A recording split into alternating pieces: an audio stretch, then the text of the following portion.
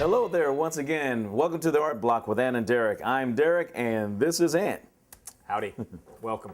Yes. So, Derek, for today's show, something was brought to my attention about a month and a half ago, Right. which made me think it'd be a pretty good topic for the Art Block. Okay. So, I wanted to talk about how art is not only about the art and the artist and the struggling artist, but it's also about promotion, Right. publicity, Marketing, basically. marketing, exactly. And two items sort of came to my attention, which made me think of this. And one was a Spin magazine about 2 months ago had an article called "Hated in the Nation." It was the 30 biggest punching bags in the history of pop music. Right. And the list included people like Vanilla Ice, the old standbys, Puff Daddy, Barry Manilow, Winger. Then you had some people on there which I thought were questionable. Yeah. I think Duran Duran's great personally. I don't say how you can knock Duran Duran. They were great. I thought they were great you musicians. make you hungry like the wolf. Yes. A few others, I like some Journey too, and But anyway, yeah. the point of it was how something like this, even though you're jabbing, taking jabs at people, making fun, it's great publicity for these groups. Well, yeah, it's great publicity. Well, they always say that bad publicity is better than no publicity at all. Right. Yeah. And I mean, it's like the case with Plan 9 from Outer Space. It's supposed to be the worst movie in the history. I bet the sales for that are still great. Well, yeah. So Still how great. how bad is it? I mean, Well, not to sound like a I like standard. that's another topic. I like as far as movies, but I like Plan 9 from Outer Space. I think it's a fun movie. I own it.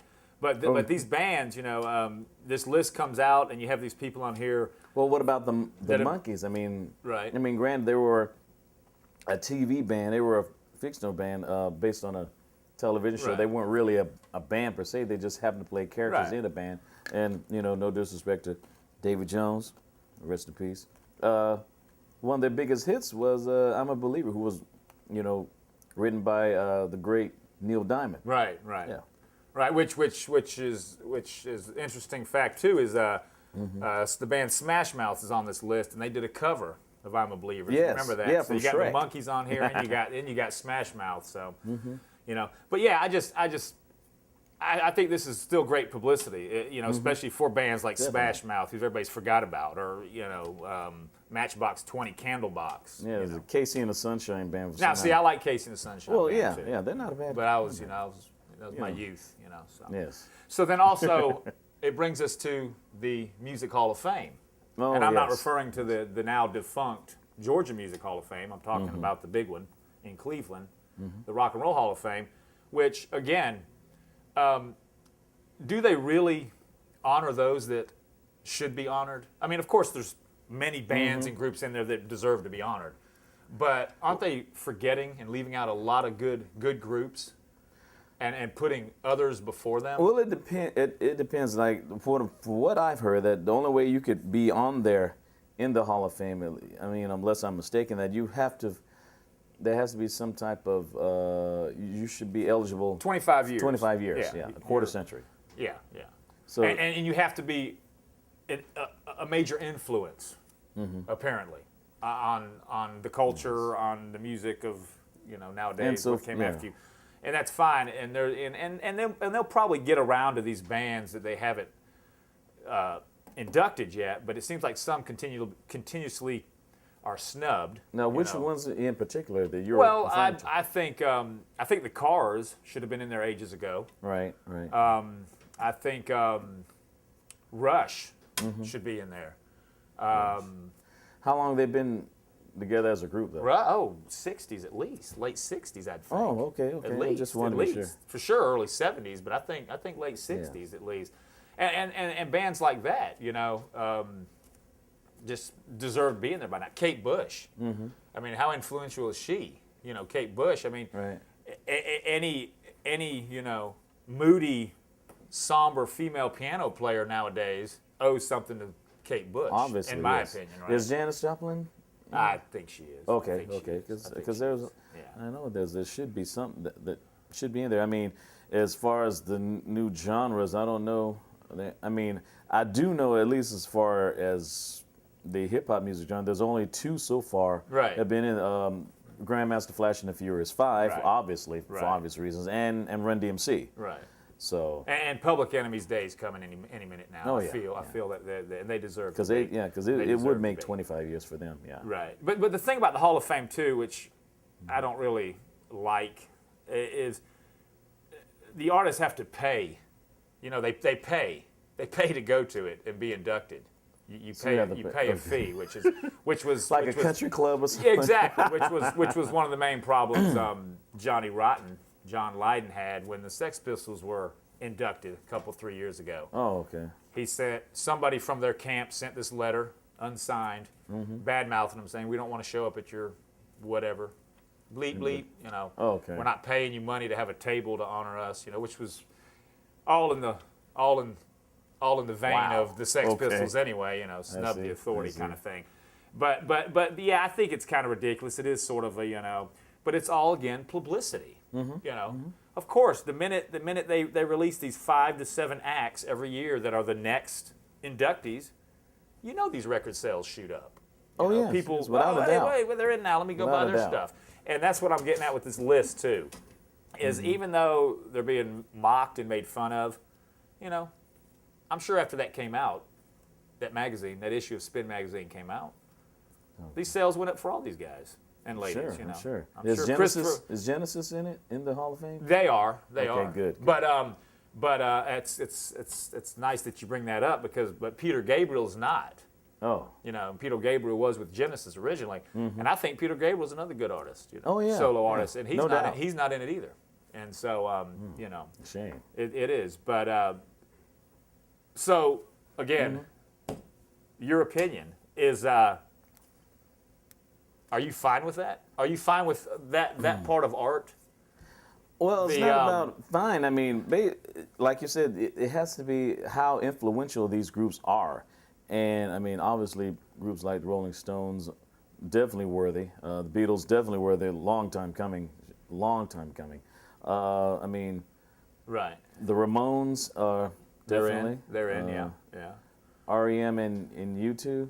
Yeah. Oh, they're in? Of course. Okay, Of course. great. But there's there's the bands before them. I mean the Monks. I don't know if you're familiar with the group the Monks. Oh, no, not really. They lasted 1 year. It was like 5 GIs in Germany. And they were basically the anti-Beatles. They came out around the same time the Beatles were playing in Hamburg and all that. And it was 5 GIs in Germany. And they lasted about a year from like 63 to 64. And not many people know who they are. And But are they influential? I think they're very influential. Okay. I think because of them, it's probably one of the early cases of using the fuzz bass. You know, the bass with that kind of sound, that kind of fuzz sound to it. I think they're probably one of the first groups to do that. Okay. And they were just their sound, you know, poppy sounds. You know, they started out as the 5 Torquays, and then they hooked up with these 2 German record producers / artists who completely gave them a makeover. Changed the name to the Monks, gave them the look of the Monks. They wore the monk robes. They cut their hair like the monks. Oh, yeah. And just their music at first with the Torquays was more so just your poppy, you know, poppy Yeah. 60s music. And then, you know, Herman and Hermits kind of stuff. And then they kind of went to this other weird kind of great sound, though. You know, it was like it was a great sound, and I think it influenced in a way. It influenced techno in a weird way. It influenced industrial music in a weird way, and very influential. Yeah, Will like they ever Depeche make Mode it and to? Art of Noise? Yeah, will they ever make it to the Hall of Fame? Probably not. I don't know, but I think they should. Yeah, I think they I mean, well, you have to admit, though, I mean, you dress up as a monk. I mean, you know, music groups, I mean, bands, you know, they're supposed to be, you know, Oh, sex yeah. symbols. And, Yeah, you know, but people don't performance. Come on. think of a monk as sexy. I mean, Right, but I'm just saying. performance, you know, performance art. Yeah. That's part of it too. The look, you know, we can get into Kiss and Marilyn Manson and Yeah. and stage personas. You know, we could do that at another show also. But yeah, so if you're interested in this list, this is Spin Magazine's Hated in the Nation, 30 Biggest Punching Bags in Pop History. It's got some interesting groups and people on there. And we're going to take a break now. We'll be right back with our guest for this episode, the music duo Whittles.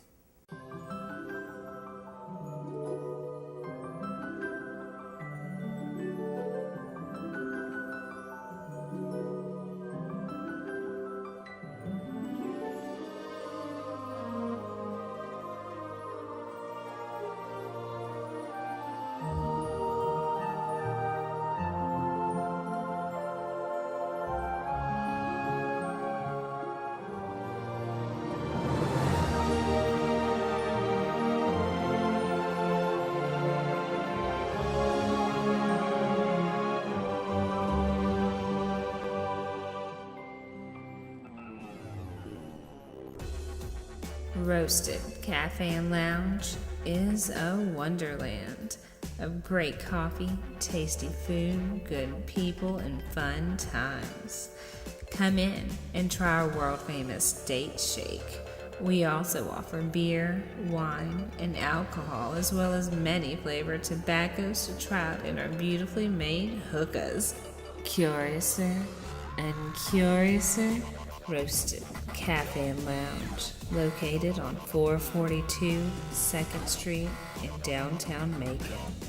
Check us out on Facebook and join us for a wondrous experience that will have you coming back for more.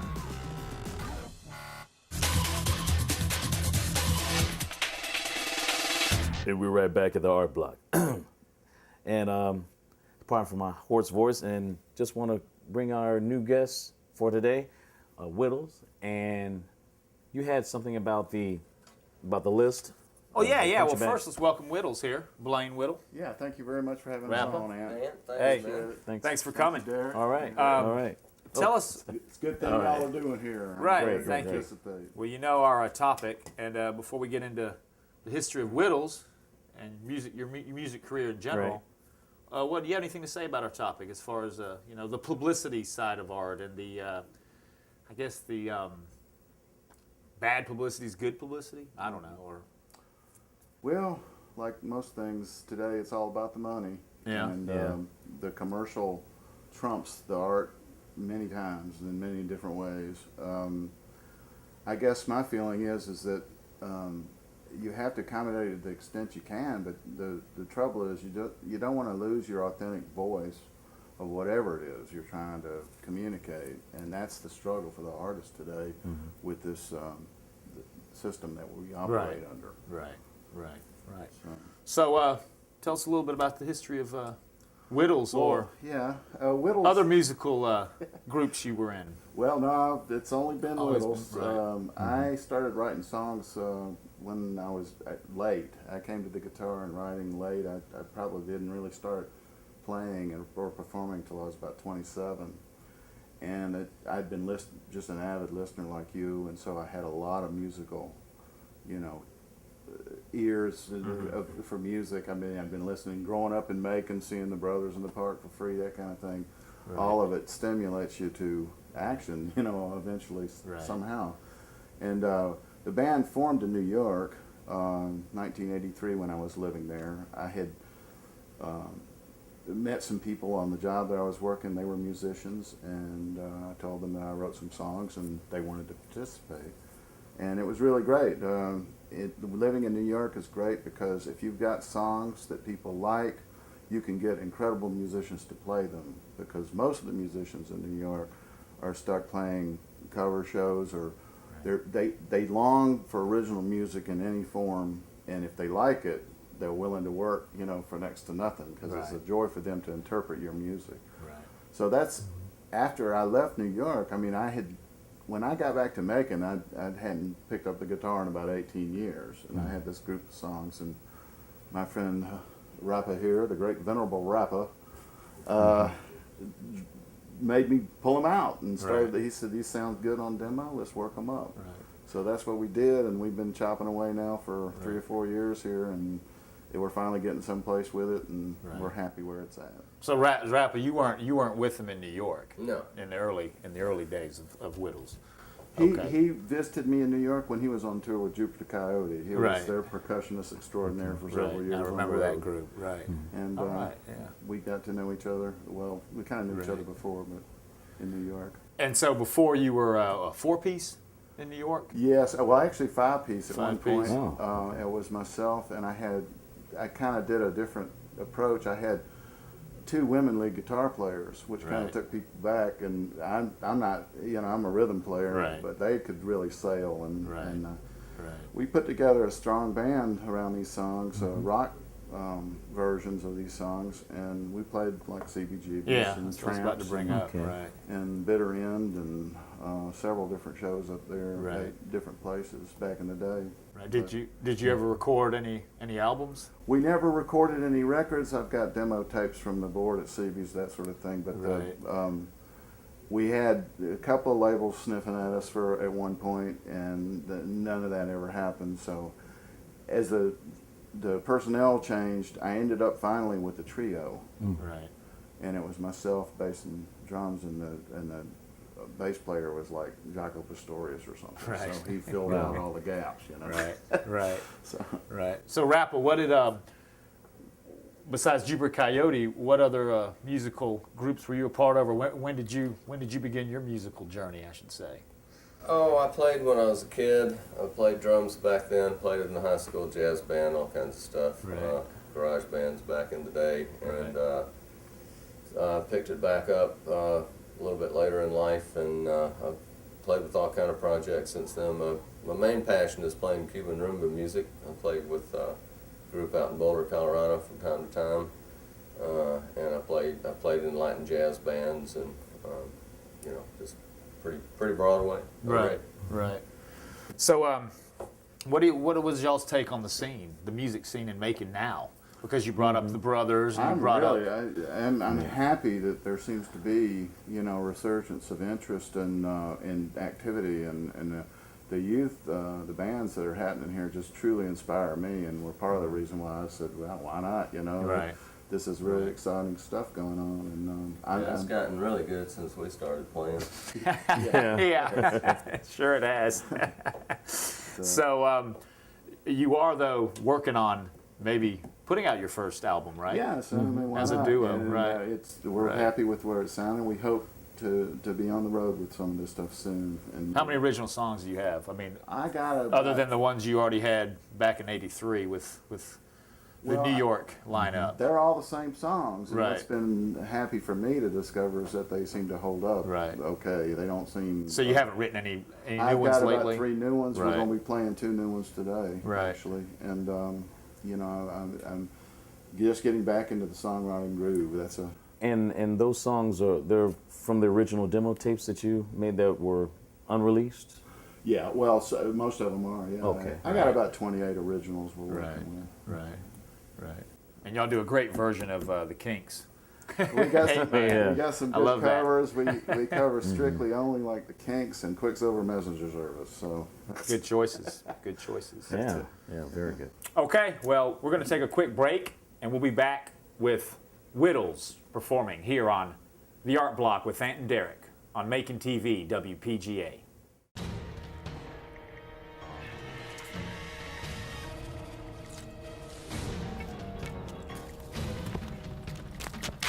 What kind of madhouse is this? Is this any way to treat a man? Where's your humanity? Athens Mattress Outlet, proudly serving Athens and the University of Georgia community. Featuring the Energy Series Pillow Top for only $3.99. Avoid the hassle of moving a mattress when your student leaves home to attend UGA. Athens Mattress Outlet is an online retailer based in Athens and now serving all of Georgia. Call or click today. The only good bed is an Athens mattress bed.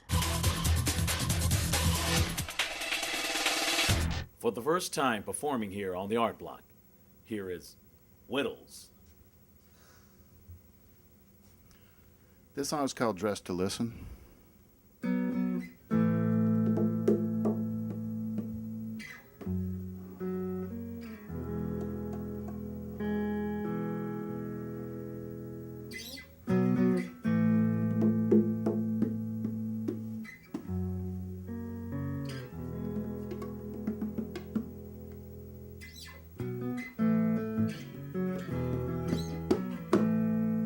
One, two, three.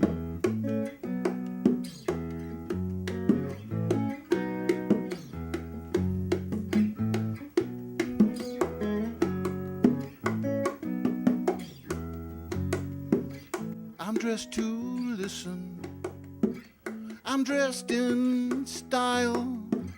My ears are wide open.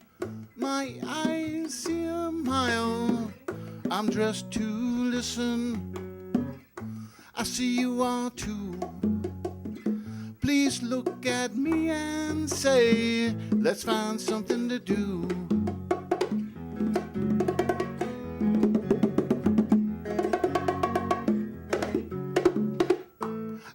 listen so lightly. I follow my nose, and somehow I manage to see where it goes. But this night it seems I must step up and be those things other people are expecting to see. Yeah.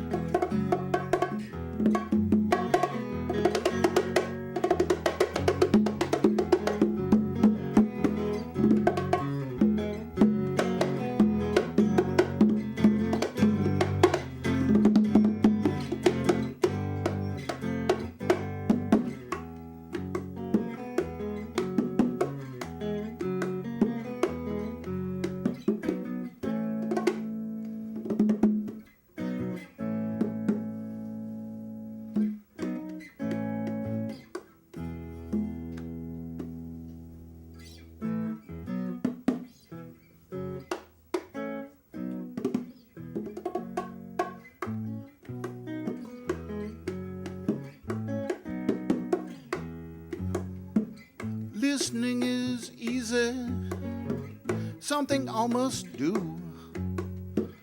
It gives some idea of what's happening to you. I dressed for listening, I hope you will too. Maybe then together we'll find something to do.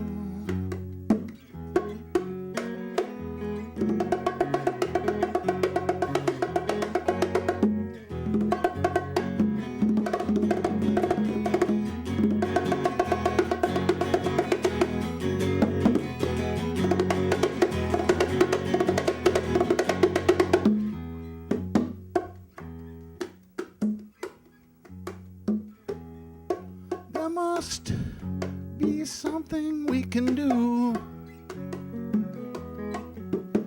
Do do do do do da do do do da do.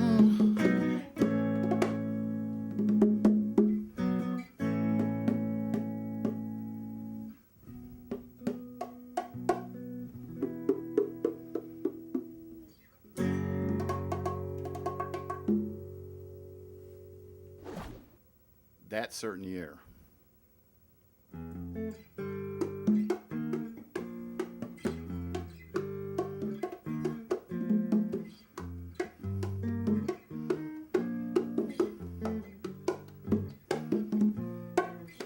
Wind rustled through the changing leaves. Autumn coming, summer fell to her knees. Dawn broke unearthly, crisp and clear. We knew we'd found that certain year.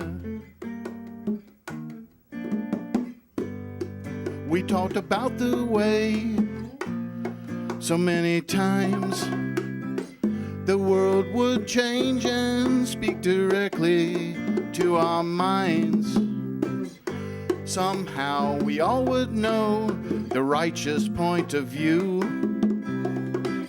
See new connections between me and you.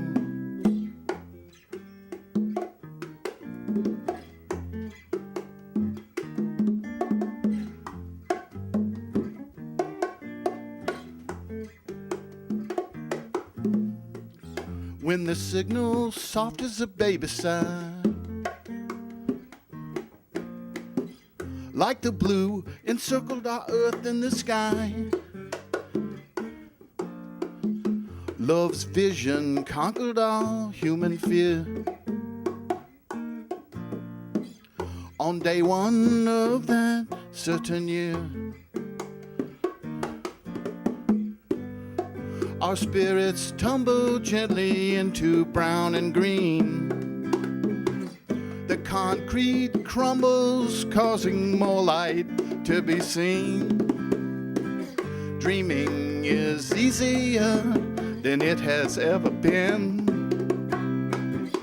as those at odds embrace each other now as friends.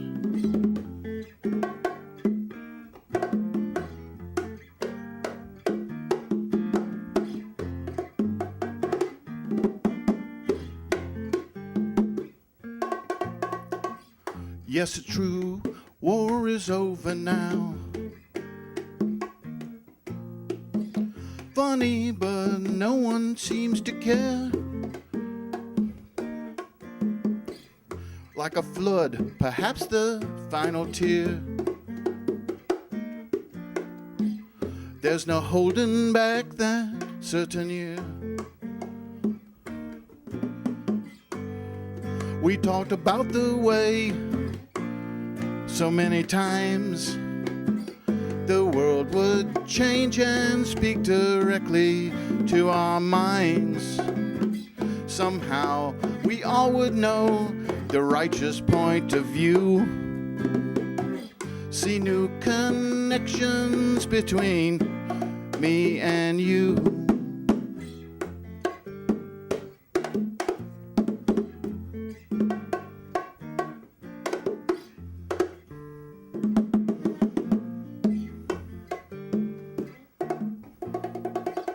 There's no holding back that certain year. Like a flood or perhaps the final tear.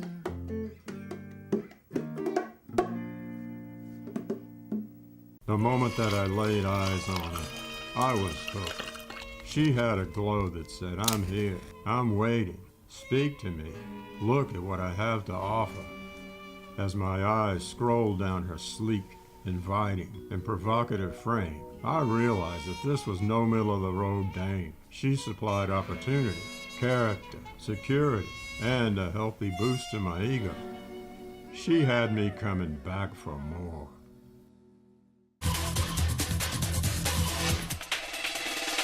Before we go, I'd like to thank our guests for today for joining us and also performing on our show. And I also want to thank all our sponsors for supporting the show and also our viewers. And definitely check out our Facebook page, facebook.com/artblocktv. As for my co-host, Anthony, thanks for watching, and we'll hopefully see you soon, and support the arts. Check out Whittles at a venue near you.